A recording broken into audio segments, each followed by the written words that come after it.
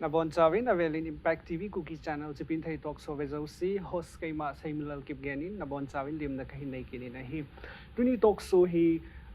Humzom Zebding, a he, as he Sutuni ho guessy, Ting Hang me, a hinahiva, a ho, Ipaut ho, a hilo, a ho, society, Kuki chate, la Zao mi his on a special talkshow, Hung hitting a hin, Atam Zohi, Manipuri Pao Zule. English sa ki holim na hinay di wen hisi sun mi pi hole viewers so in amasa to di ani na het him du heti su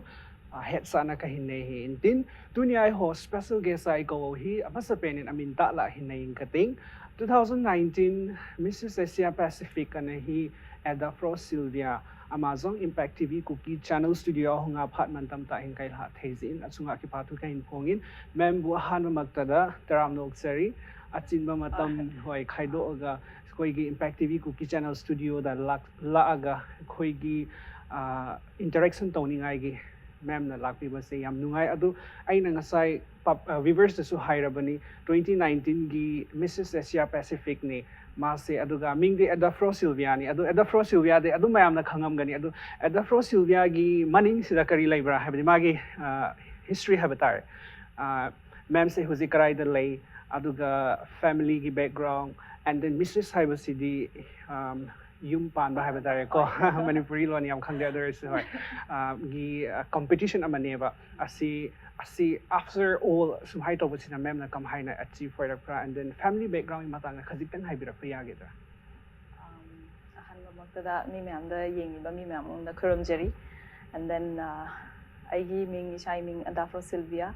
Mrs. Asia Pacific 2019 haina tarakpa hojik lalboina haibiriba adu mag oiraga leiri hojik se ado aigi family ki background haragadi aigi chin naw mangani mangai marak sida aina mari suba aduga ichin naw nupa se nupa na ahum nupi na ani admain dora lei ado aigi schooling chidi ai time dot unique school ding dora e dulalen Imphal dagi admain lei adugi ma'am se hujik Lesabi na treba ko married oirabani na ado yingba kanda di lesabi dagi hena yam phajai you look so beautiful and gorgeous. Thank you so much. Hoy asi ama laibani na ado mayam na su nga eba habadi macha ahumgi mama oiraga kamaina si tawno habin si mayam na nga am gani adugi secret di horin reveal to jara age khoi hujik se ma'am se icha ahumni adu moigi family habatari aduga sir na kari thabak tawra isagi family matanga khajiktan haibira pa yageta aigi husband gi mingna Rakesh Rai kawi ko ma okay ma se pangai Nepali basti degi nani adudagi ma masamak se holdar oina second MR da posting oina lei ko adudagi akhoi je pangai degi no husband gi yum sina pangai degi ora kasu akhoi se kano da quarter da oina lei second MR da lei hoji hoji se ado aigi cha hum lei cha ahan gi mingduna Brandon Rai kawi second one is J Raj Rai and then the third one is Vidant Rai ado ichan pa handudi graduation tawri huji Chennai da ko adudagi second na class 7 da tamri Maria Montessori da and then the third one maso class 1 tamri Maria Montessori da adu da wahang amana icha ahan se graduation tamme haire ba ko adu ayam se khoi ga parents se macha graduation tamba have se loina adum habadi chang amada layeba means suhaina fresh oiraga phajaraga habsidi chamada amani ba ko kam hai tawon ase kamai hai se ge adu budi kaisu keno budi na te ai first of all God kon da ko thank tau jage adu ai ima ipa hai tare ko mabani na ainunda purak piba hai tare ne asi world sida ko lakpa hai tare moi unda thanks pinning adu on top of that aigi kari God gifted ne hai tare ko kaisu ai na maintain tau busuna te ama tau busuna te adu hoi at least yoga budi ayuk sida kitang budi tawi ko yoga jidi yamna useful oye na hai jani aigi oina di admain lai hoi adudi icha singi icha hum sing su yamna chawthom ngani ba ko ai ma yam phajaba ama le kai ko and then not only the title ama su phanga ko hai di Asia Pacific hai basi di big pan treba not only India whole Asia gi ne ba ko yam chawthok ni ngai aduga ma'am gi ima baba se husi phau hengi bra hoi baba budi lekhidre ko kuire 1996 da lekhidre baba di adudagi imana yamna wana hobire hai tare ko khoi ma'am se ichin naw mangane ima mathanda honnarak pajidu yam waki hai tare ko adudagi ima masamaksu PWD da thabak tawrame hojibudi retire oire ko aduda kai baba hek lekhidabadagidi loinamak burden ma'am haitare ne ko icha khoi manga lebanina moisu kanam ta khoi ma'am je angang oiri ba matam da di class 7 ai isamak se class 7 tamri baba lekhidaba matam da ko adudagi adumain taram manina imane yam wana struggle tawraga icha khoi ma'am se phana bo je phaba o je shunu hairaga honna biraga yamna wana struggle oraga imana to bi hi hai tai loi habada kai akhoi gi strength ma'am hai tare ni ko imane hai tare akhoi gi oina di ko strength ma'am do ayamba achievement tawra pamising se yenga magi hanagi life se adum wa ma mi ngak tane ba ko aina so adum thengnai yam hai very inspiring so e adudi ma'am se huzik hisi career sai batare ko sigi Asia Mrs Asia Pacific ki career se karam haina hobby hodo pirakra hana tai haurakpa haibase akhoi manipur gi oina haigitara akhoi manipur gi oina di Mrs category ko yum palaba hoi gi damakta manipur sida di yam rarely hairaga su karim ta leiram de haitare hoji gi oina di IY India beauty pageant che leibagi Mrs category gi oina yamna adui makha tarakpa di atop ma'am su la ai ko manipur da adu first of all manipur da lakhiba haibase di IY India beauty pageant ne ba ado IY India beauty pageant se kamai lakhi ke habada kai akhoi ma'am Daljit CU ma'am Daljit ko ma se ma samak so Assam de gina ne ba adubu ma Mumbai da lei ko adu dai ma na run taw bane si NGO mane ba IY India se IY se ado Innovative Artist Welfare Association ka weba asigi IY ha bise asisi da ado ma'am Daljit se na NGO ma run tawraga originally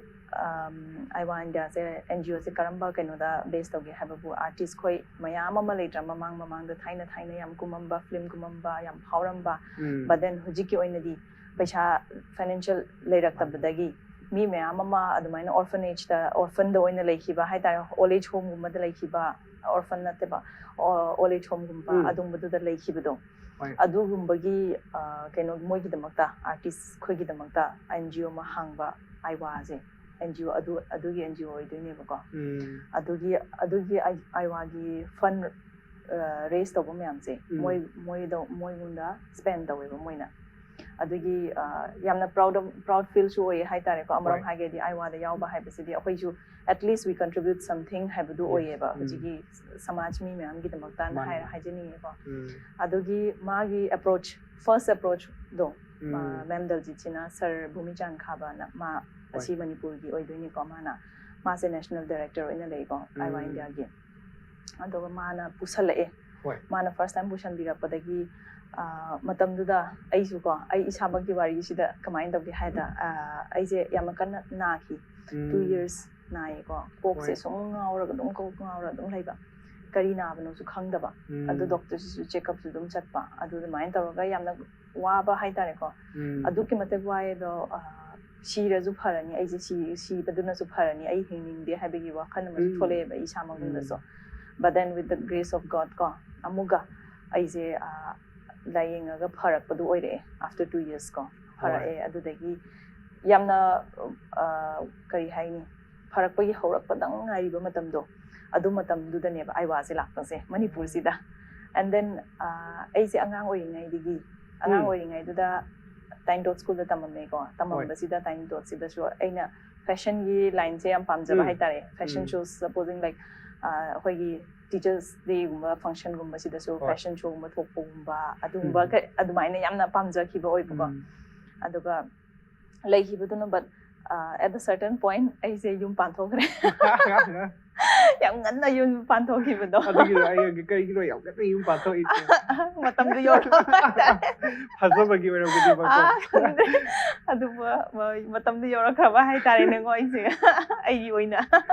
yam nong na angang oina habdi panthok palabni na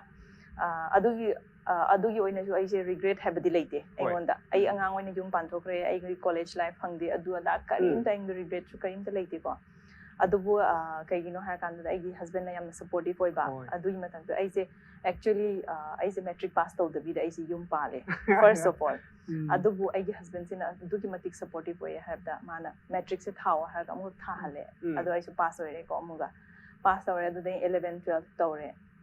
exam si thadoye haibadi akhoi kenogi normal class oina di chapadi yadramni na yumdi panthokrabani na ai correspondence oina sum NIOS adudaina thai ko aise adudagi admain thare adubu 12 sisu pass tawthokre tawraga amuga graduation sisu IDM college ignu da interopani IDM college ki ignu do adudagi admain tawraga graduation sisu loisankhre haitare baise admain lei aduga mayai sida aisi kaimda khandre jigi kari fashion show thokpa thok adum ka inta khandre ko aduga chapchana aigi like ishorna pamba haitare ishorna aigi aingonda lambi piba haitare ni ko aise naraga hagulakpagi matam maktuda aiwa india sila ko laksali adudagi nadi aigi kari cousin brother Ravi Acharya na lei ko cousin brother sina iche nang yawo kano sida aiwa india sida yawon hai ko adu magi friend hai Rakesh nong maithem khangbiram gani Rakesh nong maithem Mr India ba Mr Rubaru da yawa ko mama samak so ado mana tawraga my friend ne ba Ravi je my friend Ravi gi friend se Rakesh nong maithem oidoi ne ba adu dagi Rakesh nong maithem sina engun sum ga haire iche yawro kholo yai hai chu adu dana haire ko ma sina so agi thaina gi leiram bodong ga chole adu dagi ai se try tawraga some ai hoida phareda ado aidi kemta haibisu na te nang na engun tapi tare han haire mana groom to bi e ko Rakesh nong maithem sina 5 days groom to bi e ma se yang wana ma su thabak su chaluraga halakani ko halapasida aigi de changamaga engun tapiramaga am handui ni ma so ko yang wa ki 5 days or so yamna kuiraba matam ma haitare ko starting point haitare aigi ko ado adumai doraga aise iche chalo habisida aise husband da su hangdabadi yadabni na husband da su hange hanga kan da hoi phare nang yawning adi yawro hen hare man so harau rau yabire ado the husband khatujuna to be the family members mem mun da su hange aise hanga kan the family members mem na su hoi phare ne nang pamaga di dum yawro na haire ko ado dai na din aigi narubagi habde aingun da su kitang change ama lakning aigi kok si da su naraga leibudugi wakhan na tabida atokpa amarom da divert tokibado adumaki matang maksu oiba aigi kok sida atudagi phare na hara chatlo na hara ai chatle interview I mean audition numit se classic hotel da tawai ko atudagi chatla kan sida hoji takpi tambiramba mayam do yamna pakhat man khidana kautokre kamai chattoina haiba mayam du so introduction su pio hara kan du so pibidi pigre du kai hai kimna su khangdaba gumba habidi yamna nervous oiraga aigi damakta yamna kai haini pakhatpa oibado just think about I say after 18 years ko aigi lohong bagi 18 years ki matung sida aigi ni mang thokpane ba adu dadi aigi damakta yamna challenging shu oiba haitare ko aigi isaya makki damakta so mi mang thokta ba kuirabadina pakhatpa su pakhatpa adu dagi nervous oiba adu kari kamain tawduno su khangdraba adu at least Rakesh nong maithem dana tambiba kano dugi confident ma happy hibudo mana adugi matang du adugi confident du pura chatpadugi oibagi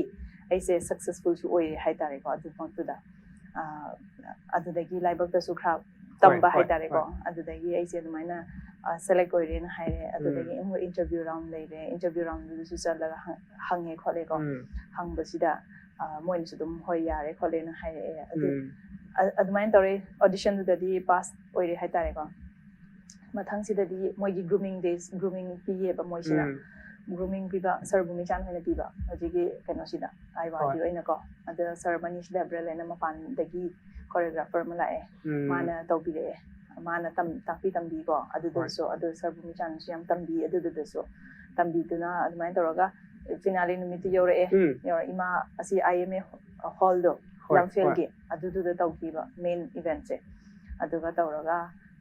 admain tawraga adugi laiba pharaga aise winner su oigre adu mathang da haitare ko mathang la sigi achievement se phamani ba hoi adu dagi amgo Manipur represent tawra chale Manipur se winner represent tawraga keno da Mumbai chale chala kan si da su adu su ni 27 la ko different states te gila ko adu participant ya me ba adu la ko adu su main compete tawraga akhoi mi taruk chatle asidagi contestant se merit ani ko adudagi na di kano ga matam da di Mr. Shu yawe ba Mr. Merit Shu yawe Mr. Yawe ba ko unmarried Shu ꯑꯗꯨꯃꯥꯏꯅ ꯇꯧꯔꯒ ꯑꯩꯈꯣꯏꯁꯦ ꯃꯤ 3 ꯆꯠꯂꯦꯕ ꯆꯠꯄꯁꯤꯗꯁꯨ ꯂꯥꯏꯕꯛ ꯐꯕ ꯍꯥꯏꯒꯗ꯭ꯔꯥ ꯑꯗꯨꯗꯁꯨ ꯃꯤ ꯃꯌꯥꯝ ꯆꯠꯂꯤꯕ ꯃꯌꯥꯝ 3ꯃꯛꯇꯨꯅ ꯑꯃꯃꯝ ꯇꯥꯏꯇꯜ ꯑꯃꯃꯝꯗꯤ ꯐꯪꯉꯛꯑꯦꯕ ꯃꯣꯏ ꯃꯌꯥꯝꯁꯨ ꯑꯗꯨꯗꯒꯤ ꯑꯩꯁꯦ ꯐꯥꯔꯁ ꯔꯟꯅꯔ ꯑꯞ ꯇꯥꯔꯛꯑꯦ ꯑꯗꯨ ꯃꯇꯝꯗꯨꯗ ꯍꯣꯏ ꯑꯁꯥ ꯀꯤꯔꯟ ꯀꯣꯟꯁꯝꯗꯨꯁꯨ ꯃꯥꯁꯨ ꯑꯗꯨꯗ ꯇꯥꯔꯛꯑꯦꯀꯣ ꯃꯇꯝꯗꯨꯗꯅꯤꯀꯣ ꯑꯩꯈꯣꯏꯒꯤ ꯑꯥꯏꯋꯥꯒꯤ ꯑꯣꯏꯅ ꯐꯥꯔꯁ ꯔꯟꯅꯔ ꯑꯞ ꯇꯥꯔꯛꯄ ꯃꯇꯝꯁꯦ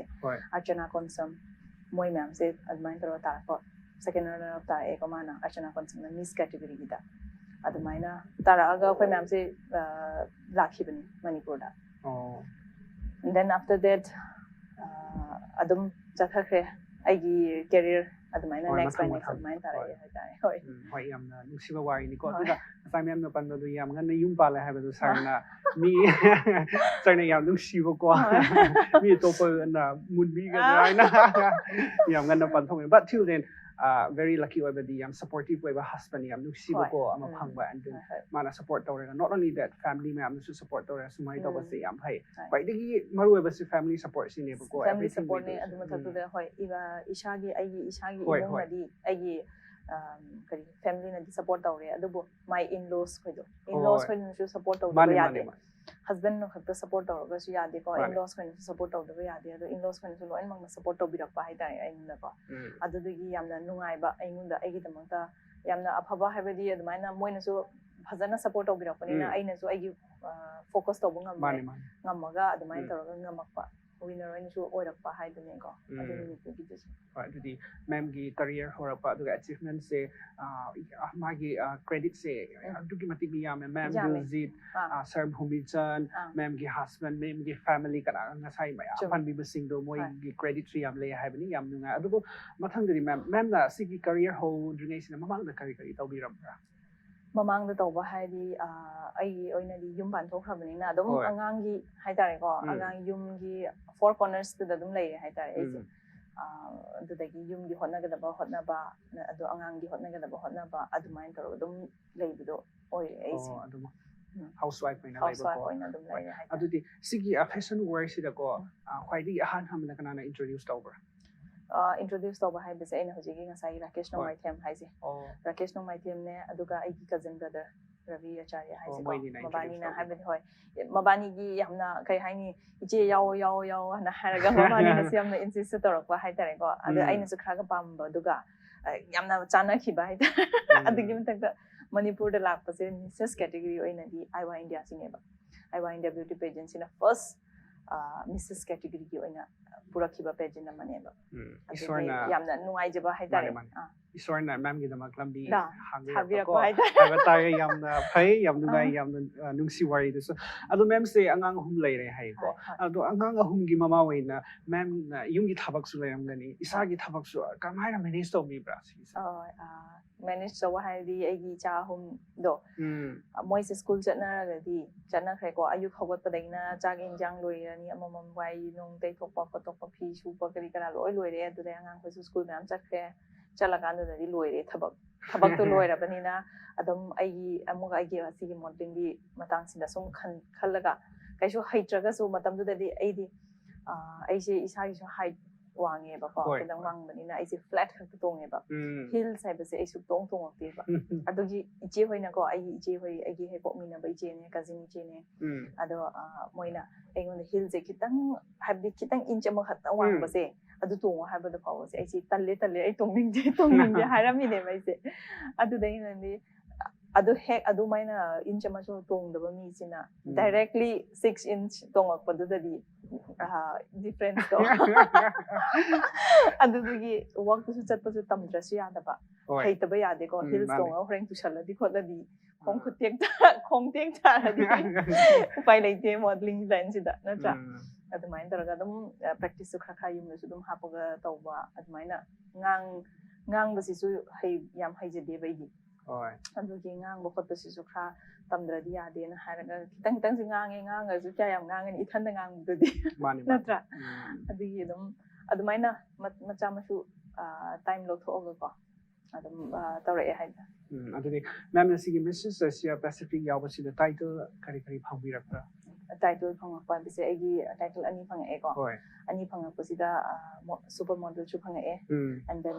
ꯁ꯭ꯄꯦꯁꯦꯜ ꯀ꯭ꯋꯤꯟ ꯑꯦꯋꯥꯔꯗ ꯍꯥꯏꯅ ꯍꯥꯏꯔꯒ ꯐꯪꯉꯛꯑꯦ ꯑꯗꯨꯃꯥꯏꯅ ꯇꯥꯏꯇꯜ 2 ꯐꯪꯉꯛꯑꯦ ꯑꯗꯨꯗꯤ ꯃꯦꯝꯅ ꯁꯤ ꯌꯥꯎꯔꯛꯄꯁꯦ ꯉꯁꯥꯏꯁꯨ ꯋꯥꯔꯤ ꯃꯌꯥꯝ ꯂꯤꯕꯤꯔꯦꯕꯀꯣ ꯁꯤ ꯋꯥꯔꯤ ꯂꯤꯕꯁꯤꯗ ꯑꯁꯤꯅ ꯑꯍꯥꯟꯕ ꯅꯠꯇꯦꯕ ꯃꯦꯝ ꯑꯇꯩ ꯑꯇꯩꯁꯨ ꯌꯥꯝ ꯌꯥꯎꯔꯝꯃꯦ ꯍꯥꯏꯌꯦꯕ ꯑꯗꯣ ꯁꯤꯒꯤ ꯃꯃꯥꯡꯁꯤꯗ ꯍꯥꯟꯅ ꯄꯦꯖꯦꯟ ꯀꯌꯥꯒꯨꯝꯕ ꯃꯦꯝꯅ ꯄꯥꯔꯇꯤꯁꯤꯄꯦꯠ ꯇꯧꯔꯝꯕ꯭ꯔꯥ ꯁꯤꯒꯨꯝꯕꯁꯦ ꯄꯦꯖꯦꯟ ꯑꯩꯁꯦ ꯄꯦꯖꯦꯟ ꯄꯥꯔꯇꯤꯁꯤꯄꯦꯠ ꯇꯧꯕ ꯍꯥꯏꯕꯁꯦ ꯑꯩꯁꯦ 2017ꯗꯒꯤ ꯈꯛꯇꯅꯤꯀꯣ ꯑꯩꯅ ꯀꯦꯔꯤꯌꯔ ꯆꯪꯉꯛꯄꯁꯦ ꯃꯣꯗꯦꯂꯤꯡ ꯆꯪꯉꯛꯄꯁꯤꯗꯁꯨ ꯗꯥꯏꯔꯦꯛꯠꯂꯤ ꯐꯥꯔꯁ ꯄꯦꯖꯦꯟ ꯋꯥꯁ ꯑꯥꯏꯋꯥ ꯏꯟꯗꯤꯌꯥ ꯕ꯭ꯌꯨꯇꯤ ꯄꯦꯖꯦꯟ ꯃꯤꯁꯦꯁ ꯗꯤ ꯃꯅꯤꯄꯨꯔꯒꯤ ꯑꯣꯏꯅꯀꯣ ꯃꯅꯤꯄꯨꯔꯒꯤ ꯑꯣꯏꯅ ꯑꯣꯏꯔꯦꯀꯣ ꯑꯗꯨꯅ ꯑꯗꯨꯗꯣ ꯐꯥꯔꯁ ꯄꯥꯔꯇꯤꯁꯤꯄꯦꯠ ꯇꯧꯔꯦ ꯑꯗꯨꯒꯤ ꯃꯇꯨꯡꯗꯨꯗ ꯃꯅꯤꯄꯨꯔ ꯔꯤꯄ꯭ꯔꯖꯦꯟ ꯇꯧꯔꯒ ꯀꯩꯅꯣꯗ ꯑꯥꯏꯋꯥ ꯏꯟꯗꯤꯌꯥ ꯕ꯭ꯌꯨꯇꯤ ꯄꯦꯖꯦꯟꯗꯨꯗ ꯃꯤꯁꯦꯁ ꯏꯟꯗꯤꯌꯥ ꯑꯣꯏꯅ ꯆꯠꯂꯦꯀꯣ ꯑꯗꯨꯒꯤꯗꯨꯗ ꯆꯠꯂꯨꯔꯦ ꯑꯗꯨꯒꯤ ꯃꯈꯥ ꯇꯥꯔꯛꯄꯁꯤꯗꯤ ꯍꯧꯖꯤꯛꯀꯤ ꯑꯩꯁꯦ ꯑꯁꯤꯒꯤ ꯀꯔꯤꯕ ꯊꯥꯏꯂꯦꯟꯗ ꯐꯟ ꯐꯦꯌꯔ ꯍꯥꯏꯅ ꯍꯥꯏꯔꯒ ꯃꯣꯏꯒꯤ ꯀꯩꯅꯣ ꯄ꯭ꯔꯌꯥꯒ ꯍꯥꯏꯕ ꯐꯟ ꯐꯦꯌꯔ ꯍꯥꯏꯕ ꯑꯃ ꯀꯩꯅꯣꯒꯤ ꯂꯩꯕꯅꯦ ꯏꯟꯇꯔꯅꯦꯁꯅꯦꯜ ꯁꯣꯅꯦꯕꯀꯣ ꯑꯗꯨꯗꯨꯗꯁꯨ ꯐꯦꯁꯟ ꯁꯣꯒꯤ ꯑꯣꯏꯅꯁꯨ ꯆꯠꯂꯨꯔꯦꯀꯣ ꯑꯗꯨꯗꯨꯗꯁꯨ ꯌꯥꯝꯅ ꯊꯥꯒꯠꯅꯤꯡꯉꯥꯏ ꯑꯣꯏ ꯍꯥꯏꯔꯗꯤ ꯑꯩꯒꯤ ꯀꯔꯤꯕ ꯁꯔ ꯕꯨꯃꯤꯆꯥꯟꯒꯤ ꯊ꯭ꯔꯨꯗꯒꯤ ꯑꯗꯨꯗꯁꯨ ꯀꯩꯅꯣꯒꯤ ꯃꯦꯝ ꯅꯗꯦꯁꯀꯤꯌꯥ ꯃꯥꯁꯦ ꯑꯁꯥꯝꯗꯒꯤꯅꯦꯕꯀꯣ ꯑꯗꯣ ꯃꯥꯅ ꯇꯧꯔꯒ ꯑꯃꯨꯛꯀ ꯁꯔ ꯕꯂꯤ ꯇꯈꯦꯜ ꯍꯥꯏꯅ ꯀꯩꯅꯣꯗ ꯂꯩ ꯀ꯭ꯋꯥꯀꯩꯊꯦꯜꯒꯤꯗ ꯃꯥꯅ ꯑꯃꯨꯛꯀ ꯁ꯭ꯄꯣꯟꯁꯔ ꯇꯧꯕꯤꯔꯒ ꯑꯩꯁꯦ ꯑꯗꯨꯃꯥꯏꯅ ꯇꯧꯔꯒ ꯆꯠꯂꯨꯕꯅꯦꯕꯀꯣ ꯀꯩꯅꯣꯁꯤꯗ ꯊꯥꯏꯂꯦꯟꯁꯤꯗ ꯆꯠꯂꯨꯏꯕꯀꯣ ꯑꯗꯨꯒ ꯑꯗꯨꯒꯤ ꯆꯠꯂꯨꯕꯗꯨꯒꯤ ꯃꯤꯡ ꯍꯥꯏꯇꯥꯔꯦꯅꯦꯀꯣ ꯃꯤꯡ ꯑꯣꯏꯅ ꯑꯩꯁꯦ ꯏꯟꯇꯔꯅꯦꯁꯅꯦꯜ ꯃꯣꯗꯦꯜ ꯑꯃ ꯑꯣꯏꯔꯦ ꯋꯥꯛꯇꯨ ꯆꯠꯂꯨꯕꯒꯤ ꯍꯥꯏꯇꯥꯔꯦꯀꯣ ꯑꯗꯨꯃꯥꯏꯅ ꯂꯩꯔꯦ ꯑꯗꯨꯒꯤ ꯃꯈꯥ ꯇꯥꯔꯛꯄꯁꯦ ꯑꯩꯈꯣꯏ ꯄꯣꯄꯨꯂꯔ ꯀ꯭ꯋꯤꯟ ꯑꯣꯐ ꯌꯨꯅꯤꯚꯔꯁ ꯍꯥꯏꯔꯒ ꯃꯨꯝꯕꯥꯏꯗ ꯇꯧꯋꯦꯀꯣ ꯑꯗꯨꯗꯁꯨ ꯑꯗꯨꯕꯨ ꯄꯣꯄꯨꯂꯔ ꯀ꯭ꯋꯤꯟ ꯑꯣꯐ ꯌꯨꯅꯤꯚꯔꯁ ꯁꯤꯗꯤ ꯄꯦꯖꯦꯟ ꯅꯠꯇꯦꯕ ꯄꯦꯖꯦꯟ ꯅꯠꯇꯦ ꯏꯠ ꯏꯁ ꯖꯁ ꯑ ꯐꯦꯂꯤꯁꯤꯇꯦꯁꯟ ꯄ꯭ꯔꯣꯒ꯭ꯔꯥꯝ ꯀꯣ ꯂꯣꯏꯅꯃꯛ ꯀ꯭ꯋꯤꯟꯁ ꯃꯌꯥꯝ ꯍꯥꯏꯇꯥꯔꯦ ꯀ꯭ꯋꯤꯟꯁ ꯈꯛꯇꯅꯦ ꯄꯥꯔꯇꯤꯁꯤꯄꯦꯠ ꯇꯧꯕ ꯌꯥꯕꯁꯦ ꯄꯣꯄꯨꯂꯔ ꯀ꯭ꯋꯤꯟ ꯑꯣꯐ ꯌꯨꯅꯤꯚꯔꯁꯤꯇꯗꯤ ꯀꯩꯒꯤꯅꯣ ꯍꯥꯏꯕꯗꯤ ꯇꯥꯏꯇꯜ ꯋꯤꯅꯔ ꯑꯃ ꯍꯥꯏꯇꯥꯔꯦꯀꯣ ꯇꯥꯏꯇꯜ ꯋꯤꯅꯔ ꯑꯦꯅꯤ ꯋꯥꯟ ꯑꯗꯨꯕꯨ ꯄꯥꯔꯇꯤꯁꯤꯄꯦꯠꯇꯤ ꯇꯧꯕ ꯌꯥꯏ ꯑꯗꯨꯕꯨ ꯏꯠ ꯁꯨꯗ ꯕꯤ ꯇꯥꯏꯇꯜ ꯋꯤꯅꯔ ꯑꯃ ꯑꯣꯏꯒꯗꯕ ꯑꯗꯨꯒꯤꯗꯨꯗꯁꯨ ꯑꯗꯨꯃꯥꯏꯅ ꯄꯥꯔꯇꯤꯁꯤꯄꯦꯠ ꯇꯧꯔꯨꯔꯦ ꯑꯗꯨꯗ ꯐꯦꯂꯤꯁꯤꯇꯦꯠ ꯇꯧꯕꯤꯔꯛꯑꯦ ꯀ꯭ꯔꯥꯎꯟ ꯑꯃꯃꯝ ꯄꯤꯔꯛꯑꯒꯀꯣ ꯃꯣꯏꯅꯀꯣ ꯑꯗꯨ ꯑꯃ ꯂꯩꯔꯦ ꯑꯗꯨꯗꯒꯤ ꯃꯈꯥ ꯇꯥꯔꯛꯄꯁꯦ ꯑꯩꯁꯦ ꯑꯦꯋꯥꯔꯗ ꯐꯪꯉꯦ ꯗꯦꯜꯂꯤꯗ ꯃꯍꯥꯅꯒꯔ ꯒ꯭ꯂꯣꯕal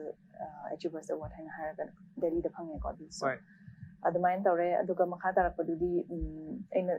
ꯗꯥꯏꯔꯦꯛꯠꯂꯤ ꯍꯧꯖꯤꯛꯀꯤ ꯀꯩꯅꯣꯒꯤꯁꯤꯗ ꯑꯦꯁꯤꯌꯥ ꯄꯦꯁꯤꯐꯤꯛꯀꯤꯁꯤꯗ ꯏꯟꯇꯔꯅꯦꯁꯅꯦꯜ ꯄꯦꯖꯦꯟ ꯑꯥꯏ ꯃꯤꯟ ꯍꯣꯏ ꯏꯟꯇꯔꯅꯦꯁꯅꯦꯜ ꯑꯗꯨꯒ ꯏꯟꯗꯤꯌꯥ ꯔꯤꯄ꯭ꯔꯖꯦꯟ ꯇꯧꯕ ꯑꯣꯏꯅ ꯆꯠꯂꯨꯕꯅꯦ ꯑꯗꯨꯃꯥꯏꯅ ꯑꯗꯨꯗꯤ ꯃꯦꯝꯅ ꯂꯧꯕ ꯇꯥꯏꯇꯜꯁꯦ ꯑꯄꯤꯛꯄ ꯅꯠꯇꯦꯕꯀꯣ ꯑꯦꯁꯤꯌꯥ ꯄꯦꯁꯤꯐꯤꯛ ꯍꯥꯏꯕꯁꯤꯗꯤ ꯌꯥꯝ ꯆꯥꯎꯕꯅꯤ ꯑꯦꯟ ꯗꯦꯟ ꯑꯗꯨꯒꯤ ꯃꯃꯥꯡꯗꯁꯨ ꯃꯦꯝꯅ ꯑꯗꯨꯛꯀꯤ ꯃꯇꯤꯛ ꯇꯥꯏꯇꯜ ꯑꯗꯨꯝ ꯂꯧꯔꯒ ꯂꯥꯛꯄ ꯃꯤꯅꯦꯕꯀꯣ ꯑꯁꯤꯗ ꯑꯩꯅ ꯍꯥꯏꯅꯤꯡꯉꯤꯁꯦ ꯃꯦꯝꯅ ꯁꯤꯒꯤ ꯑꯇꯣꯞꯄꯗꯨꯗꯤ ꯑꯇꯣꯞꯄ ꯑꯣꯏꯅ ꯊꯝꯃꯁꯦꯕꯀꯣ ꯁꯤ ꯑꯦꯁꯤꯌꯥ ꯄꯦꯁꯤꯐꯤꯛꯀꯤ ꯇꯥꯏꯇꯜꯁꯦ ꯄꯨꯔꯒ ꯍꯜꯂꯛꯄ ꯀꯥꯟꯁꯤꯗ ꯑꯩꯈꯣꯏ ꯃꯅꯤꯄꯨꯔꯗ ꯑꯩꯈꯣꯏꯒꯤ CM ꯊ꯭ꯔꯨ ꯍꯥꯏꯕ ꯇꯥꯔꯦ ꯁꯤꯗ ꯃꯣꯏꯅ ꯀꯩ ꯇꯧꯕꯤꯕ ꯂꯩꯔꯕ꯭ꯔꯥ ꯃꯦꯝ ꯍꯧꯖꯤꯛ ꯐꯥꯎꯕꯒꯤ ꯑꯣꯏꯅꯗꯤ ꯀꯔꯤꯝꯇ ꯇꯧꯕꯤꯔꯛꯇ꯭ꯔꯤꯀꯣ ꯃꯣꯏꯅ ꯍꯥꯏꯕꯗꯤ ꯐꯦꯂꯤꯁꯤꯇꯦꯠ ꯇꯧꯕꯤꯔꯛꯇ꯭ꯔꯤ ꯍꯥꯏꯇꯥꯔꯦ ꯐꯦꯂꯤꯁꯤꯇꯦꯠ ꯃꯤꯟꯁ ꯂꯥꯏꯛ ꯃꯣꯏ ꯒꯣꯚꯔꯟꯃꯦꯟꯠꯒꯤ ꯊ꯭ꯔꯨꯗꯒꯤꯅꯗꯤ ꯀꯔꯤꯝꯇ ꯇꯧꯕꯤꯔꯛꯇ꯭ꯔꯤꯅ ꯍꯥꯏꯅꯤꯡꯉꯦ ꯑꯗꯨꯃꯥꯏꯅꯀꯣ ꯑꯗꯨꯗꯒꯤꯅꯗꯤ ꯅꯦꯛꯁ ꯑꯦꯁꯤꯌꯥ ꯄꯦꯁꯤꯐꯤꯛꯁꯤꯒꯤ ꯇꯥꯏꯇꯜ ꯍꯣꯜꯗꯔ ꯑꯃ ꯑꯣꯏꯕꯒꯤ ꯑꯣꯏꯅ ꯑꯩꯁꯦ ꯍꯧꯖꯤꯛ ꯀꯩꯅꯣꯒꯤ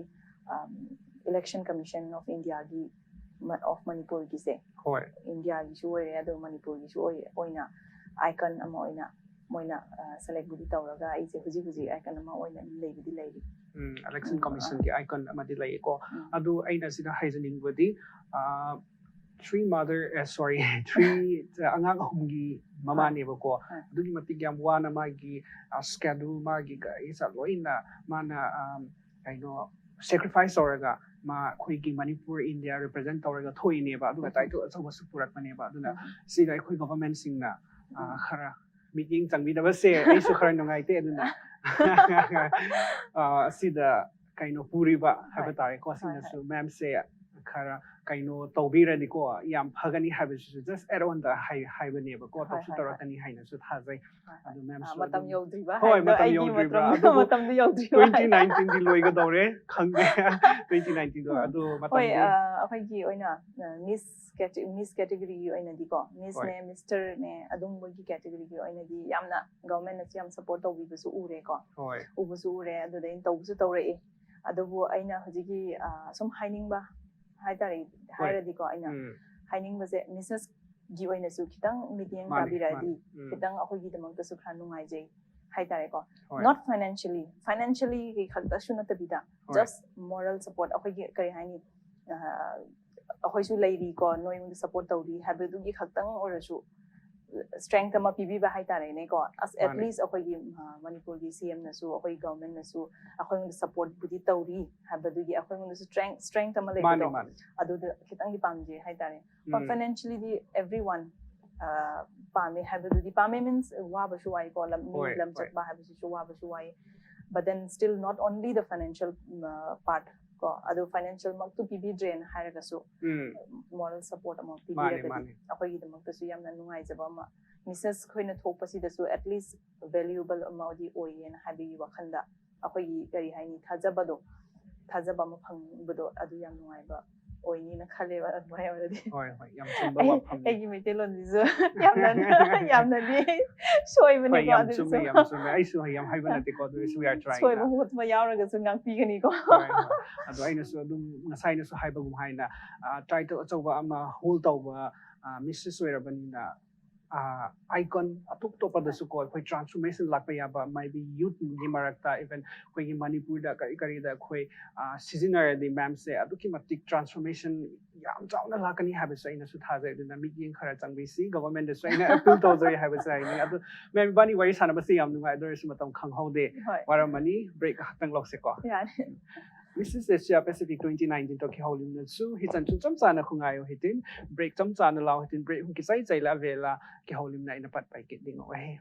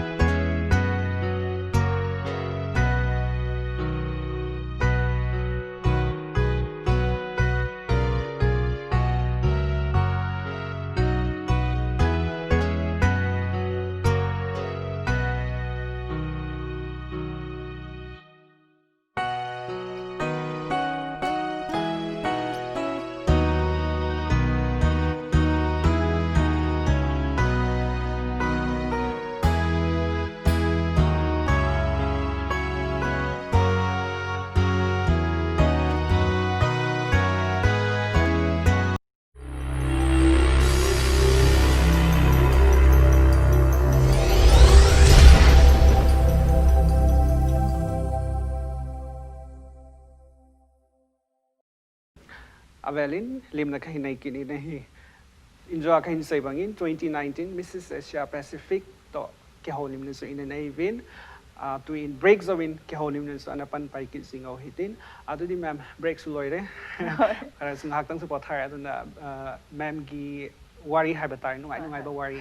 inspiring ba wari sing da mo hawra se kwa adu huzik aina ma'am da hangning ba se Sige patient chat pada ma'am gi experience journey se khara haibirak pe yaget Asia Pacific yun hoi journey habisidi yam nungai hi ko yam na challenging na masu hi kay gino hardi different countries stay na lakpa mi ma'am masu yaw bani na adugi challenging su hi adu dagi na di yobu si da su yam na nungai hi ko yobu sa khoi Singapore di yawe yawraga moina loina ma arrangement ma'am thamame habidi akhoi ma'am da welcome tawningai gi damakta ngai le me ko akhoi gi Justina khoi khana akhoi gi director hai tare ko CEO director soiba ado ma masama ngai le me mai machanu pi hoine machanu pane moi ma'am pulap na taraga moi gi team hai tare ko moi gi team ma'am ma ngai le re adu dagi mi ma'am countries different countries tane mi ma'am chung la e adu dagi moi na taraga fazana pura chatpi ko akhoi ngonda aduga kano da hotel du da thambi moina adu dagi adu maina moi gi photo shoot kuma lai ki amamam lai ki adu dagi na yamuga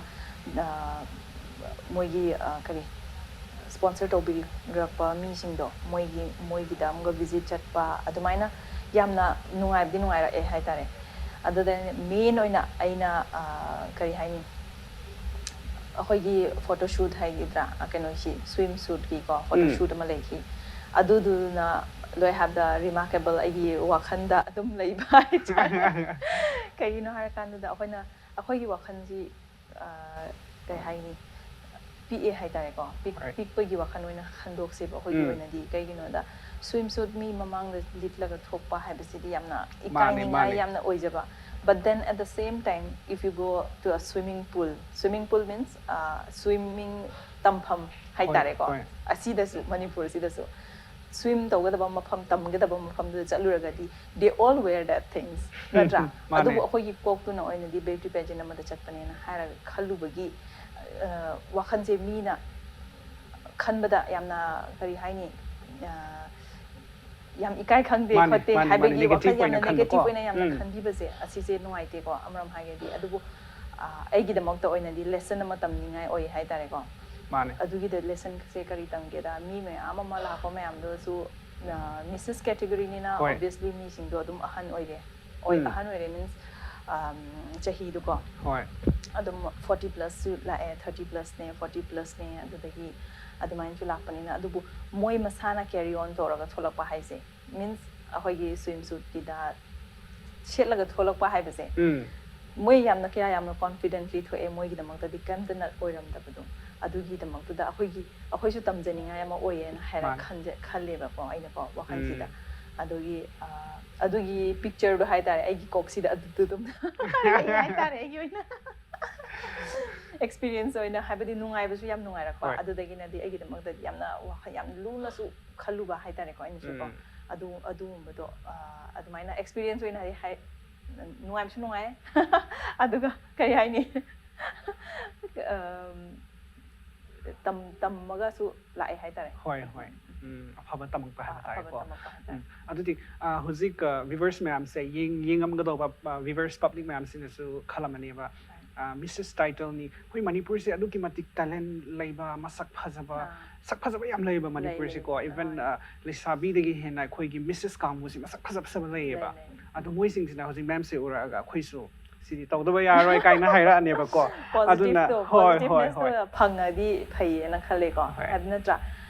negative way da lawda bida positive way na oina lawbase asisina akhoi gi show ama tawriba show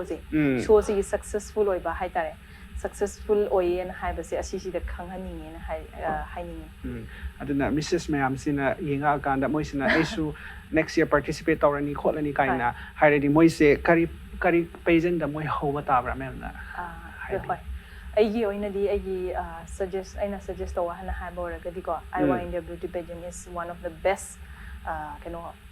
pageant amani na haige kaigino har kan sida Manipur masagi da su leijare habadi own states to the su leijare ko adina state se represent or again haraga chapadu da su different states de na mayama mala aga national habadi national level ma pire na national level de na loiraga amuga international level da su pire platform si pire adurdi suggest oina to wana haraga di Iowa India beauty pageant the best name high Mrs Kambuna kawrai ga doba amana mem haina title also ba yam phaz ninga di haba ta ko transformation lakning di Iowa India si da try to ramo haba sini yam adu koi Manipur hai di kawe ya de na forget about India forget about war Prithvi se kaw thos Manipur da la se ba ko koi yum de hena nungai ma pham kai lebar du Manipur la se koi Manipur si da huzik cheba ni Manipuri lon ngang nari ba aduna khoi gi ma'am gi apam pam da ba khara hanga ke ba ko khoi gi Manipuri actor actress sing si da ma'am na yam na kai hai sira favorite hai ba tai ko yam pam ba se nu kana ibra ayo ina di bala actress da bala oi adu dagi nupa da de kano se kai ku se oh kai ku tar ma di ma ram gani ba ko ma'am international icon amana yam favorite oi ba se mai gi sumarai ba yam phai moi ni adu oi ma yam gi ko moi ni se adu phai acting su hai adu yam na inspiring su oi adu ma'am gi phaja ba se magi secret se kaino kari taibra kari chabra karai birak pe ya ga da taiba hai ba di gi kai ji ole hai tare engun do ole cream de tai se ole gi advertise to ga samana re je kai su kai ne ꯑꯗꯨ ꯑꯣꯏꯅ ꯇꯩꯌꯦꯀꯣ ꯇꯩꯕꯒꯤ ꯑꯣꯏꯅꯗꯤ ꯑꯗꯨꯗꯒꯤꯅꯗꯤ best of the best ꯗꯤ ꯀꯔꯤꯅꯣ ꯍꯥꯏꯔꯀꯥꯟꯗ ꯅꯨꯡꯗꯥꯡꯗ glycerin ꯇꯩ glycerin ꯗꯨ ꯌꯥꯝ ꯂꯩꯌꯦꯕꯀꯣ ꯑꯩꯈꯣꯏ ꯊꯥꯏꯅꯒꯤ glycerin ꯗꯨꯔꯥ IP glycerin ꯗꯣ ꯑꯗꯨ ꯇꯩꯕꯤꯌꯣ ꯍꯥꯏꯇꯥꯔꯦ ꯇꯩꯌꯣ ꯍꯥꯏꯔꯗꯤ ꯑꯩꯈꯣꯏꯒꯤ ꯀ꯭ꯔꯤꯝ ꯑꯇꯣꯞꯄꯅꯁꯨ ꯃꯌꯥꯝ ꯑꯃꯗꯤ ꯍꯤꯜ ꯇꯧꯋꯦꯀꯣ ꯑꯗꯨꯗꯒꯤ ꯑꯩꯒꯤ ꯑꯣꯏꯅꯗꯤ ꯆꯥꯅꯕꯗ ꯍꯥꯏꯇꯥꯔꯦꯀꯣ ꯅꯣꯛꯄꯁꯨ ꯅꯣꯛꯅꯤꯡꯉꯦ ꯑꯗꯨꯒ ꯒ꯭ꯂꯦꯁꯔꯤꯟꯁꯦ ꯇꯩꯕꯁꯤꯅ ꯕꯦꯁꯅꯦꯅ ꯍꯥꯏꯅꯤꯡꯉꯦ ꯑꯩꯗꯤꯀꯣ ꯑꯩꯒꯤ ꯑꯣꯏꯅꯗꯤ ꯆꯥꯕ ꯊꯛꯄꯗꯗꯤ ꯑꯩꯅ ꯄꯥꯝꯕ ꯍꯥꯏꯁꯤꯗꯤ ꯑꯩꯗꯤ ꯀꯥꯡꯁꯣꯏꯅꯦ ꯑꯗꯨꯒꯅꯦ ꯀꯩꯅꯣꯒ ꯏꯔꯣꯝꯕꯒ ꯑꯩꯁꯦ ꯀꯗꯥꯏꯗ ꯂꯝ ꯀꯣꯏꯕ ꯆꯠꯄꯁꯦ everywhereꯀꯗꯥꯏ ꯆꯠꯄ ꯈꯨꯗꯤꯡ ꯃꯌꯥꯝꯁꯦ ꯏꯔꯣꯟꯕꯁꯦ ꯆꯥꯅꯤꯡꯕꯅ ꯂꯣꯏꯕ ꯎ ꯃꯣꯔꯣꯛꯁꯦ ꯌꯥꯝ ꯄꯥꯝꯖꯕ ꯑꯩꯅ ꯃꯣꯔꯣꯛꯁꯨ ꯌꯥꯝ ꯄꯥꯝꯃꯦ ꯑꯗꯨꯗꯤ ꯎ ꯃꯣꯔꯣꯛꯁꯦ ꯌꯥꯝꯅ ꯁꯥꯕꯅꯤꯅ ꯃꯦꯝꯁꯦ ꯌꯥꯝꯅ ꯁꯥꯊꯤꯔꯝꯒꯗꯧꯕ ꯃꯥꯜꯂꯦ ꯑꯗꯨꯃꯥꯏꯅꯁꯨ ꯑꯣꯏꯗꯦ ꯍꯣꯏ ꯈꯔ ꯁꯣꯔꯠ ꯇꯦꯝꯄꯔ ꯑꯣꯏꯒꯗꯧꯕ ꯃꯥꯜꯂꯦ ꯍꯣꯏ ꯆꯤꯟꯖꯥꯛꯁꯤꯗꯤ ꯑꯄꯥꯝꯕꯅꯤ ꯑꯗꯨ ꯃꯦꯝꯅ ꯑꯣꯂꯦ ꯇꯩ ꯀꯥꯡꯁꯣꯏ ꯆꯥꯏ ꯏꯔꯣꯝꯕ ꯆꯥꯏ ꯁꯤꯒꯨꯝꯕꯁꯦ ꯃꯤꯁꯦꯁ ꯈꯣꯏꯅꯁꯨ ꯆꯥꯔꯝꯃꯗꯤ ꯐꯖꯔꯛꯀꯅꯤ ꯑꯗꯨꯒ ꯁꯤꯒꯨꯝꯕ ꯇꯥꯏꯇꯜꯁꯤꯗ ꯌꯥꯎꯕ ꯌꯥꯒꯅꯤ ꯍꯥꯏꯕꯁꯦ ꯑꯩꯈꯣꯏꯅ ꯑꯃꯨꯛꯀ ꯑꯦꯗꯣꯟ ꯑꯣꯏꯅ ꯍꯥꯏꯖꯔꯤ ꯌꯥꯝ ꯅꯨꯡꯉꯥꯏ ꯑꯗꯨ ꯃꯦꯝꯁꯦ ꯍꯧꯖꯤꯛ ꯀꯔꯤ ꯇꯧꯕꯤꯕ꯭ꯔꯥ ꯍꯧꯖꯤꯛꯁꯦ ꯍꯧꯖꯤꯛ ꯑꯣꯏꯅꯗꯤ ꯑꯩꯁꯦ BK Events and Entertainmentꯗ ꯂꯩꯀꯣ coordinator ꯑꯣꯏꯅꯁꯨ ꯂꯩꯀꯣ ꯑꯗꯨꯗꯒꯤ ꯑꯩꯈꯣꯏꯒꯤ BK Eventsꯀꯤ ꯃꯇꯥꯡꯗ ꯈꯤꯇꯪ ꯍꯥꯏꯔꯛꯀꯦꯀꯣ ꯍꯣꯏ ꯍꯥꯏꯕꯤꯌꯨ BK Eventsꯁꯤꯗ ꯑꯩꯈꯣꯏꯒꯤ grooming institute ꯑꯃ ꯍꯥꯡꯗꯣꯔꯤ ꯌꯥꯝ ꯑꯊꯨꯕ ꯃꯇꯝꯗ January I think 1st January ꯒꯨꯝꯕꯗꯗꯤ ꯑꯣꯏꯕ ꯌꯥꯏ ꯑꯗꯣ ꯑꯗꯨꯃꯥꯏꯅ ꯂꯩꯔꯤ ꯃꯣꯗꯦꯜꯒ ꯑꯥꯔꯇꯤꯁꯀ groom ꯇꯧꯕꯒꯤ ꯃꯐꯝ ꯍꯥꯏꯇꯥꯔꯦꯀꯣ ꯑꯗꯨꯒꯤ institute ꯑꯃ ꯍꯥꯡꯗꯣꯔꯤ ꯑꯗꯨꯗꯒꯤ catering service ꯂꯩ ꯑꯗꯨꯗꯒꯤꯅꯗꯤ ꯑꯩꯈꯣꯏꯁꯦ ꯂꯨꯍꯣꯡꯕꯒꯤ wedding and planning ꯍꯥꯏꯕ ꯑꯗꯨꯒꯨꯝꯕꯒꯤ ꯃꯌꯥꯝ ꯑꯃꯁꯨ ꯑꯗꯨꯃꯥꯏꯅ ꯂꯩ BK Events and Entertainmentꯒꯤ ꯃꯅꯨꯡꯁꯤꯗ compact ꯑꯣꯏꯅ ꯍꯥꯏꯇꯥꯔꯦ ꯃꯅꯨꯡꯗ under ꯀꯣ ꯑꯗꯨꯃꯥꯏꯅ ꯂꯩ ꯑꯗꯨꯒꯤꯗ ꯍꯥꯏꯅꯤꯡꯕ ꯍꯥꯏꯇꯥꯔꯦ ꯑꯩꯅ ꯁꯨꯝ grooming instituteꯁꯤꯗꯁꯨ ꯃꯤ ꯂꯥꯛꯑꯒ ꯐꯣꯔꯝꯒꯨꯝꯕ ꯂꯧꯕ ꯈꯣꯠꯄ ꯑꯗꯨꯒꯨꯝꯕꯁꯨ ꯃꯌꯥꯝ ꯑꯃ ꯇꯧꯕ ꯍꯧꯔꯛꯑꯅꯤꯀꯣ ꯑꯗꯨꯕꯨꯗꯤ ꯑꯦꯗꯀꯨꯝꯕ ꯀꯔꯤ ꯀꯔꯥꯒꯨꯝꯕꯁꯨ ꯐꯦꯁꯕꯨꯛꯇꯁꯨ ꯑꯗꯨꯗꯒꯤ ꯏꯟꯁꯇꯥꯗꯁꯨ ꯑꯗꯨꯃꯥꯏꯅ ꯑꯞꯗꯦꯠ ꯇꯧꯔꯛꯀꯅꯤ ꯑꯗꯨꯗꯒꯤ if there is anyone ꯀꯣ ꯃꯤ ꯌꯥꯎꯅꯤꯡꯕ ꯃꯤ ꯂꯩꯔꯒꯗꯤ ꯑꯗꯨꯒꯤ ꯀꯣꯟꯇꯦꯛ ꯇꯧꯕꯤꯕ ꯌꯥꯅꯤ otherwise ꯅꯪꯉꯣꯟꯗꯁꯨ ꯇꯧꯕꯤꯔꯛꯑꯁꯨ ꯌꯥꯔꯦ ꯅꯠꯇ꯭ꯔꯥ ꯅꯪꯉꯣꯟꯗ ꯅꯠꯇ꯭ꯔꯒꯅ ꯑꯩꯉꯣꯟꯗ ꯑꯗꯨꯃꯥꯏꯅ ꯅꯪꯒꯤ ꯊ꯭ꯔꯨꯗꯒꯤ ꯑꯩꯉꯣꯟꯗ ꯂꯥꯛꯑꯁꯨ ꯌꯥꯏ ꯀꯩꯁꯨ ꯀꯥꯏꯗे ꯑꯗꯨꯃꯥꯏꯅ ꯌꯥꯎꯅꯤꯡꯕ ꯃꯤ ꯂꯩꯔꯒꯗꯤ who wants to be a model and artist ꯍꯥꯏꯇꯥꯔꯦꯀꯣ ꯑꯗꯨꯒꯤ opportunityꯁꯨ ꯃꯌꯥꯝ ꯑꯃ ꯄꯤꯅꯤꯅ ꯂꯩꯔꯤ ꯑꯩꯈꯣꯏꯁꯦ ꯍꯧꯖꯤꯛ ꯑꯗꯨꯒꯤ planning underꯗ ꯂꯩꯔꯤ ꯑꯗꯨ modeling-ꯒꯨꯝꯕ pageant-ꯒꯨꯝꯕ ꯑꯁꯤꯒꯨꯝꯕꯁꯤꯗ ꯌꯥꯎꯅꯤꯡꯕ ꯂꯩꯔꯗꯤ ꯃꯦꯝꯁꯦ directly contact ꯇꯧꯕ ꯌꯥꯒꯅꯤ ꯃꯦꯝꯁꯦ ꯍꯧꯖꯤꯛ first MRꯗ ꯂꯩꯕ ꯅꯠꯇ꯭ꯔꯥ second MRꯗ ꯂꯩꯕꯅꯤ ꯑꯗꯨ ꯃꯥꯒꯤ updates ꯃꯌꯥꯝꯗꯨꯗꯤ ꯍꯣꯔꯦꯟ ꯑꯩꯈꯣꯏ breakꯗ ꯑꯗꯨꯝ breakꯗꯨꯗ ꯀꯣ ꯑꯩꯅ ꯑꯩꯈꯣꯏ details ꯃꯌꯥꯝꯗꯣ ꯑꯗꯨꯝ ꯄꯤꯔꯕꯅꯤ ꯑꯗꯨꯅ ꯃꯌꯥꯝꯅ ꯑꯗꯨꯗ contact ꯑꯗꯨꯝ ꯇꯧꯕꯤꯔꯣ ꯍꯥꯏꯕꯁꯦ ꯑꯩ ꯍꯥꯏꯅꯤꯡꯉꯤ ꯑꯗꯨꯒ ꯃꯦꯝꯁꯦ ꯈ꯭ꯋꯥꯏꯗꯒꯤ ꯃꯔꯨꯑꯣꯏꯕꯁꯦ ꯃꯦꯝꯒꯤ crowning moment haiba tare ko Mrs. Asia Pacific Special Queen Award 2019 aduga ambassador aduga supermodel si crowning moment hek tawrakpa hek announce tawrakpa da ma'am on the kari phawbra sida aigi phawba haibase aigi groomer haitare ko aigunda groom tawbirakpa sir Bomichan se mase adukki matik waki haitare aigunda groom tarakpa sida kaigino haibada ꯑꯩꯁꯦ ꯌꯥꯝꯅ ꯍꯩꯔꯝꯗꯕ ꯍꯥꯏꯇꯥꯔꯦꯀꯣ ꯍꯩꯔꯝꯗꯕꯗꯒꯤꯅ ꯃꯥꯅ ꯌꯥꯝꯅ ꯍꯣꯠꯅꯕꯤꯗꯨꯅ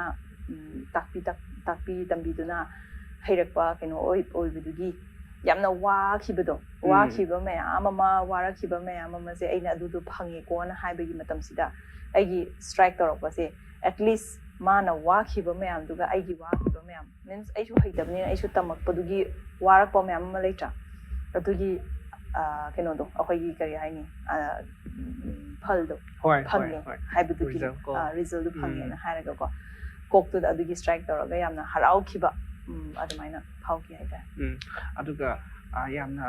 proud moment ꯑꯃꯁꯨ ꯑꯣꯏꯔꯝꯒꯅꯤ ꯍꯥꯏꯅ ꯊꯥꯖꯩꯀꯣ ꯁꯨꯡꯀꯥꯎ ꯀꯥꯎꯔꯣꯏꯗꯕ proudest ꯑꯩꯒꯤ ꯍꯥꯏꯕꯗꯤ ꯑꯩꯒꯤ ꯑꯣꯏꯅꯗꯤ lifetime achievement ꯑꯃ ꯑꯣꯏꯕꯒꯤ ꯑꯁꯤꯁꯤꯅ lifetime ꯍꯥꯏꯕꯗꯤ ꯑꯩꯒꯤ ꯑꯣꯏꯅꯗꯤ ꯍꯧꯖꯤꯛꯀꯤ ꯑꯣꯏꯅꯗꯤꯀꯣ ꯑꯗꯨꯒꯤ achievement-ꯅꯦꯅ ꯍꯥꯏꯔꯒ ꯈꯜꯂꯦꯕ ꯌꯥꯝꯅ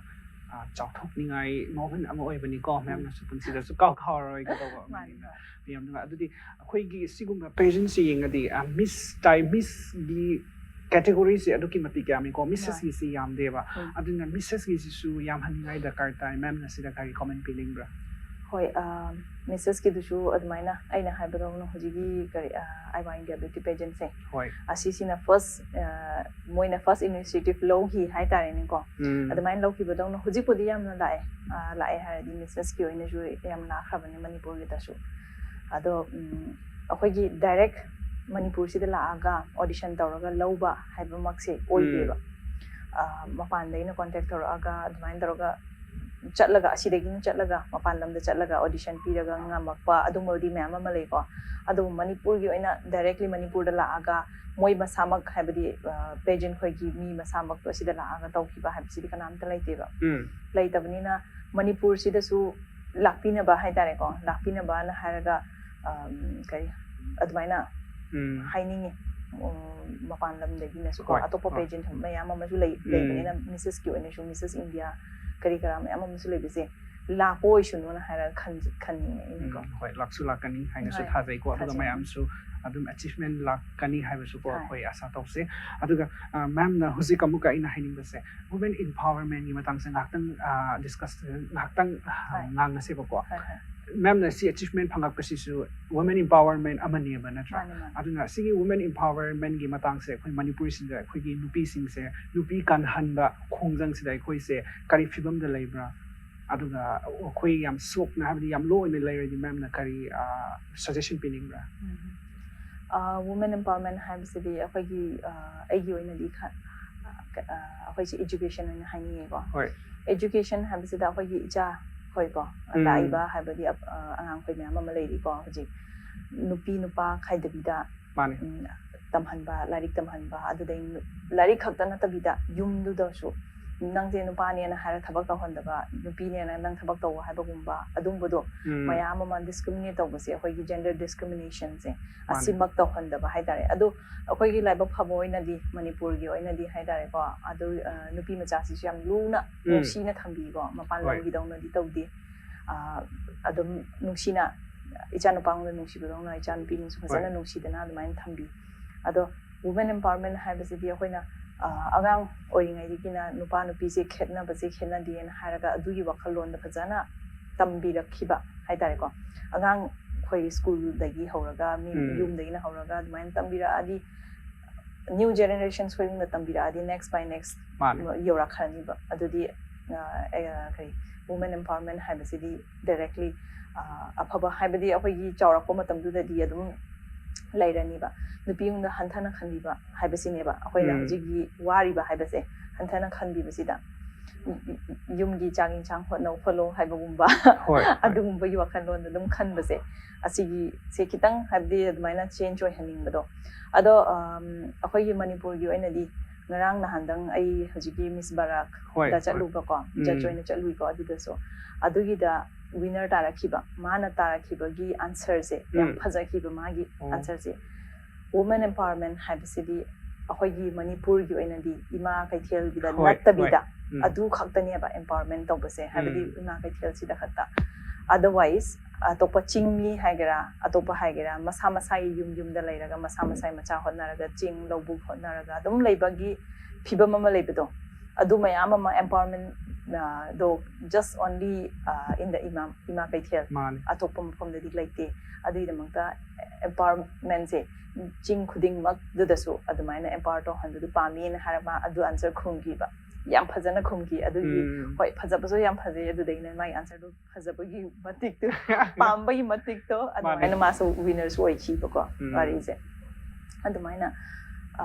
ꯍꯥꯏꯈꯤ ꯑꯗꯨꯒꯤ ꯃꯤ ꯃꯌꯥꯝ ꯉꯣꯟꯗ ꯍꯥꯏꯅꯤꯡꯕꯁꯤꯗꯤ ꯑꯦꯖꯨꯀꯦꯠ ꯇꯧꯕꯀꯣ ꯑꯦꯖꯨꯀꯦꯠ ꯇꯧꯕꯤꯔꯒ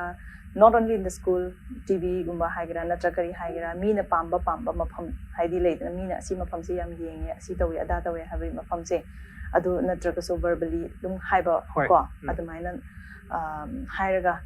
ꯇꯧꯕ ꯍꯥꯏꯕꯗꯣ ꯑꯗꯨꯃꯥꯏꯅ ꯑꯦꯝꯄꯥꯋꯔ ꯇꯧꯍꯟꯕ ꯍꯥꯏꯕꯁꯦ ꯑꯣꯏꯍꯟꯅꯤꯡꯉꯦꯅ ꯈꯜꯂꯦ ꯍꯣꯏ ꯌꯥꯝ ꯆꯨꯝꯃꯤꯀꯣ ꯅꯍꯥꯟ ꯑꯩꯈꯣꯏꯅ ꯇꯣꯛ ꯁꯣ ꯇꯧꯕꯁꯨ ꯑꯩꯈꯣꯏꯒꯤ ꯑꯦꯌꯔ ꯃꯊꯤꯡꯅꯦꯕꯀꯣ ꯃꯥꯅꯁꯨ ꯍꯥꯏꯔꯝꯕꯅꯦꯕ ꯃꯅꯤꯄꯨꯔꯗ ꯑꯩꯈꯣꯏ ꯋꯨꯃꯦꯟ ꯏꯝꯄꯥꯋꯔꯃꯦꯟ ꯈ꯭ꯋꯥꯏꯗꯒꯤ ꯀꯟꯕ ꯃꯐꯝꯁꯦ ꯏꯃꯥ ꯀꯩꯊꯦꯜꯅꯤ ꯍꯥꯏꯌꯦꯕ ꯆꯨꯝꯕꯅꯦꯕ ꯑꯗꯨꯛꯀꯤ ꯃꯇꯤꯛ ꯀꯜꯂꯦꯕꯀꯣ ꯍꯣꯏ ꯁꯤ ꯑꯗꯨꯛꯀꯤ ꯃꯇꯤꯛ ꯀꯜꯂꯦ ꯑꯗꯨꯗꯒꯤ ꯑꯇꯣꯞꯄ ꯃꯐꯝꯗꯗꯤ ꯂꯩꯇꯦꯕ ꯑꯩꯈꯣꯏꯒꯤ ꯆꯤꯡꯃꯤ ꯍꯣꯏ ꯍꯥꯏꯁꯤꯔꯥ ꯑꯩꯈꯣꯏ ꯆꯤꯡꯃꯤ ꯍꯣꯏ ꯍꯥꯏꯒꯦꯔꯥ ꯀꯔꯤ ꯍꯥꯏꯒꯦꯔꯥ ꯃꯣꯏꯅꯁꯨ ꯑꯗꯨꯃꯥꯏꯅ ima kaithel akhoi ima hoi habdi kai haini ima kaithel sida leiba ima hoi myam se aduki matik kalle masana masangon da ai je huji phaw kalli ai icha hoi cha dra su ngammi ai na isana tanjara cha ba ngammi na haibegi magi empower masana tawjabado adu du tamjani ngai oi haba akhoi chingmi myam na su tamjani ngai oi haina adu da wahang amasu lai ima kaithel sida nga tang phamaga pot yonba khakta sida mai power du kanbra ma amuka thoklaga yum yora kanda power du leiribra sisu hamkha amuka thoi ko aduna ima kaithel da phambasing phammi ima event sing na su kaitheng khakta da kan han ganu yum da su kan halabo hai ba chai khoi na su hai ni kan ni adu dina tra kan mam di adu ima kaithel se du matik kaleo kai gino hai ni nupi myam sen nu ga ina phamaga nupa myam da thabak tawe ba ima kaithel gi manung se ma gi environment se khra to nga le ba nu hai na yum da su adum hai na oi han se ko oi adu chingmi mi na su myam tamjani ngai oi ko adu gi ima kaithel lei ba ima event myam se moi de yamna tamjani ngai oi ana haini ngai yam adu ardi mi myam so empower oirani habegi se adu ma oi adu manung da kan bagum haina whole Manipur se so kan han se chap ma na loina mak se ma kai the oi han se ne adu ardi nu pa ma yam ki ren ne ba ko equal status la ga chum du thok la ne ba yam sum wa pham adu da haira ga mu ga nu pa hoi myam ki hala tham se habegi nate ko habodi equally chatmi na se habani wari se ko amu pulap na chatmi na se habani nu pi myam kan la ga nu pa do roi mon handara tham se habana te ko adu bo equally chatmi na se an habani adu nu pa ma yam se kallaga leramani ngakhtang di khanbadi dakar di tai yam nunga adu ma'am huzik se ma'am na sigi career se ko adu continue toge haina laibra future plan kari laibra ai gi oina di huzik gi oina di dum ai si dum continue tor lai ge na khale ko aduga kayo ai big events entertainment du su lai ri banina adu gi da su maina dum ai gi lambi hai dare ai gi oina di huzik pageant gi oina di ai je si da kano gi Asia Pacific ki se asi phawbadi huji phawbadi asi phawbada dum leiri lepe hai tare ko adudagi makha tara podadi chances atopa mayam su lakpa su yai na tra adu kan dana aduni adu huji ki oina di big events and entertainment si da dum leiri ge na khal chances mayam su lakpa oi sunu aduga ma'am na achievement asidagi ahen hen ba ko phanga ko su oi sunu ha ba se koina service tawjari adu 2019 loi ga dawre ko especially Christmas na New Year su la ka dawre koi ching da laiba mi myam se koi khwaidagi koi gi damakta event haisera festival haisera Christmas se ngai number matam amane ba ko we have not more than 5 to 6 days aduna ma'am na asida kari feel tawbra aduga chahi loiram dai sida ma'am gi wakhan da kari lakra 2019 loi ga dawre aduna sigi title si 2019 gi ama oi bani na ko sigo ma se khala na ma'am na viewers ma'am duga isa gi wakhan dong kari laibra haibiro ahanbada Christmas lakpoi da mangta mi myam ngon da happy Christmas mi myam ngon da ko adudai New Year su laktori banina happy New Year again adudagi Christmas lakpasi da di habadi yamna nungaina harauna akoi peace and harmony da ko nungaina dumaina celebrate tawba phangsi na khalle ko mi myam su tawmina si celebrate tawmina si na haira khalle ko adudagi New Year lakpasi da di New Year si da su akoi nungai taba myam ama hai tare 2019 gi nungai ba budi nungai ba du mi myam dum khangre na tra nungai na taba myam ama leiraga su ama haraga su adu du myam ka thoga adi forgive tongaraga of the new 2020 ngonda welcome tawmina sin haraga haini atuga youths mayam se ma'am na kari huzik lak do bam next year 2020 gi miss ku doigera miss Manipur or sima pageant da ko mo yauge haina atum ready later abadi ba piangang yam na ko mo isida kari advice meaning da advice oina di supposing adumaina khan boiraga di habadi pageant amada natragana fashion I mean modeling gi line se da chatke na khan boiraga di masana well prepared oi hanako well prepared oi adudagi na supposing khangpham khangde kaidano kari tawno khangde na haraga so karimta habadi wakhanda yamna khandabida just directly you can contact me nacha contact aimunda tawbiro aigi contact number laiti an haraga su akoi lalboy mu su maina haibiba yagani through asi Kuki channel hoigi Impact TV Kuki channel sidagi na haining na hai ko adubu once khallagadi nang asi sida yaurage na khan boiragadi you have to be prepared hujik na prepared over horo adurdi time the Europe Kanduda, Nana, you will be the winner, Haida, and Adu Hainin. Well prepared, Huziki Horase, have a name of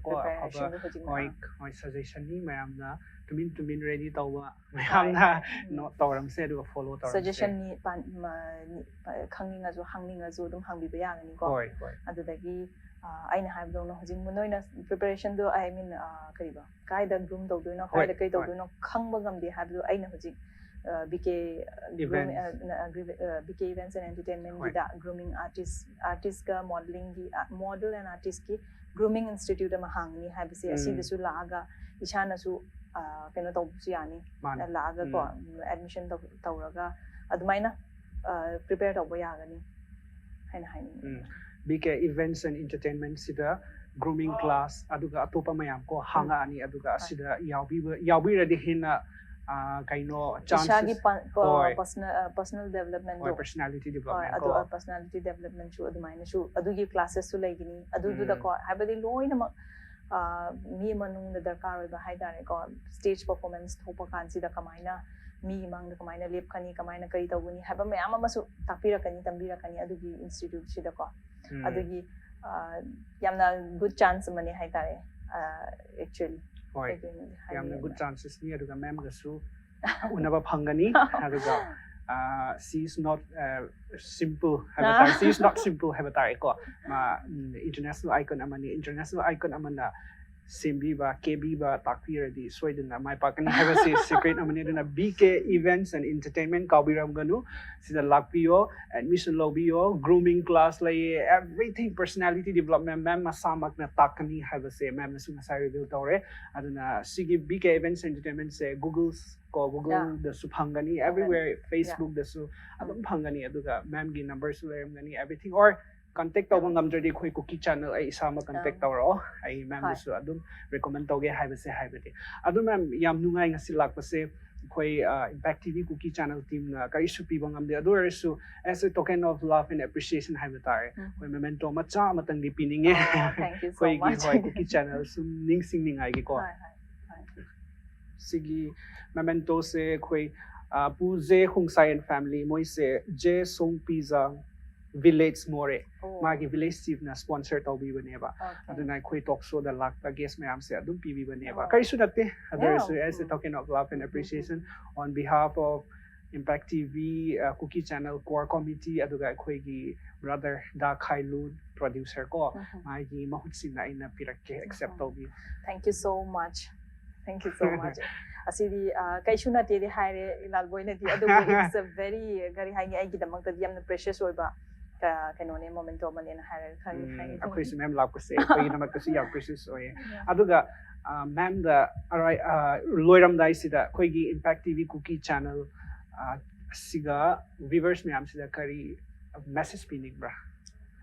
hoji message na kari oina piche ge har kandu da hoji gi oina di festival live banina festival gi oina adum happy Christmas and happy new year to all the viewers and to all the core committee of Kuki channel Impact TV right moi ma'am munda adugi wishes ma'am pininge adu daina di celebration chi phajana peace da hai tare ko habidi yamna nungaina pangthokse na haraga haini adugi kano haini tare so gi viewers ma'am si hoi viewers ma'am munda so